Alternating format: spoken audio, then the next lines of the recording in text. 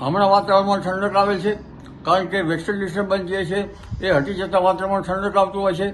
આમ છતાં એક પછી એક વેસ્ટર્ન ડિસ્ટર્બન્સ માર્ચ એપ્રિલમાં આવ્યા કરશે અને ઠંડીમાં વધઘટ રહેવાની શક્યતા રહેશે.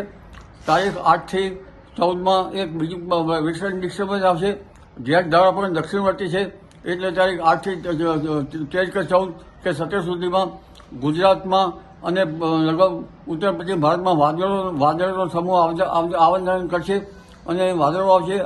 અરબ સાગરનો ભેજ પણ આવશે અને અરબી સમુદ્રમાં તારીખ 13-14 એક સર્ક્યુલેશન બનશે. એટલે હવે ધીરે ધીરે માર્ચ માસમાં પણ લગભગ એક પછી એક વેસ્ટર્ન ડિસ્ટર્બન્સ આવશે, પણ ગરમી અંગે જોવા જઈએ તો તારીખ 8 માર્ચથી ગરમી વધશે, જેમાં ઉત્તર ગુજરાતના ભાગોમાં મહત્તમ તાપમાન લગભગ 17 થી 38 ડિગ્રી સેલ્સિયસ જેવું થવાની શક્યતા રહેશે. કચ્છના ભાગમાં 4 ડિગ્રી સેલ્સિયસ જેવું થવાની શક્યતા રહેશે અને દક્ષિણ ગુજરાતના ભાગમાં લગભગ 41-42 ડિગ્રી સેલ્સિયસ જેવું થવાની શક્યતા રહેશે. મધ્ય ગુજરાતના વડોદરા વગેરે ભાગોમાં 40-41 ડિગ્રી સેલ્સિયસ જેવું થવાની શક્યતા રહેશે. ત્યારબાદ આ વેસ્ટર્ન ડિસ્ટર્બન્સ હટતા ફરી પાછો ગરમીમાંથી ઘટાડો થશે. એપ્રિલ માસમાં પણ આવું રહેશે.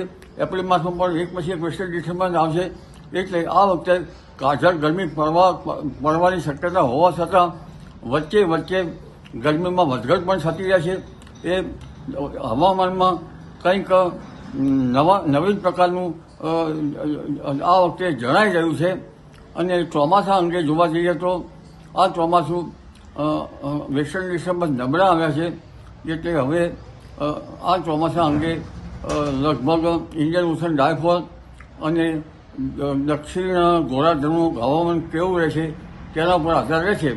આમ છતાં ચોમાસું કંઈક અંશે લો પ્રેશર એક પછી એક બને તો સારું પણ રહી શકે.